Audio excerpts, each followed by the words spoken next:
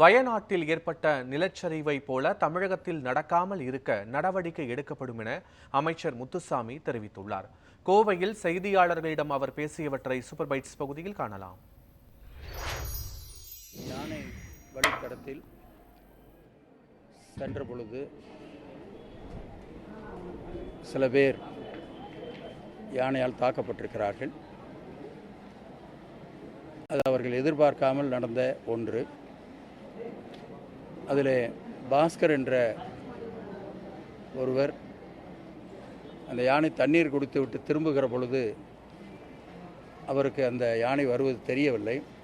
அவர் சொன்னது எங்களிடத்தில். அப்பொழுது அந்த இடத்துல போய் அவர் போன பொழுது அது தாக்கிவிட்டது. இப்பொழுது கால் ரெண்டுலேயும் அடிபட்டிருக்கு. அதுக்குண்டான சிகிச்சை மிகுந்த சிறப்பான சிகிச்சையை மருத்துவமனையில் கொடுத்திருக்கிறார்கள். சில இடங்களிலே யானை ஒரு எல்லை தாண்டி வருகிறதா என்பதை துறையினுடைய சார்பாக அவர்கள் கவனிக்கிறார்கள். எனவே அதை தடுப்பதற்கு என்ன நடவடிக்கை எடுக்க முடியும் என்பதை துறையினுடைய அமைச்சர் அவர்களும் அதிகாரிகளும் சேர்ந்து சில கருத்துக்களை எங்களுக்கும் சொல்லி இருக்கிறார்கள். எனவே அந்த அடிப்படையில் துறை அவ்வளவு கவனமாக இருந்தாலும் கூட பொதுமக்கள் மிகுந்த எச்சரிக்கையோடு பாதுகாப்போடு இருக்க வேண்டும் என்பது எங்களுடைய வேண்டுகோளாக நாங்கள் இங்கே வைக்க விரும்புகிறோம்.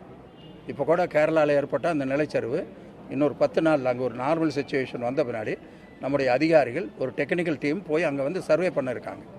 எப்படி இந்த நிலச்சரிவு ஏற்பட்டது, என்ன அது மாதிரியான இடம் நாம் இங்கே இருக்கிறத ஐடென்டிஃபை பண்ணி அவங்களுக்கு என்ன பாதுகாப்பு கொடுக்கணும், இது எல்லாமே வந்து நம்ம செய்ய இருக்கோம்.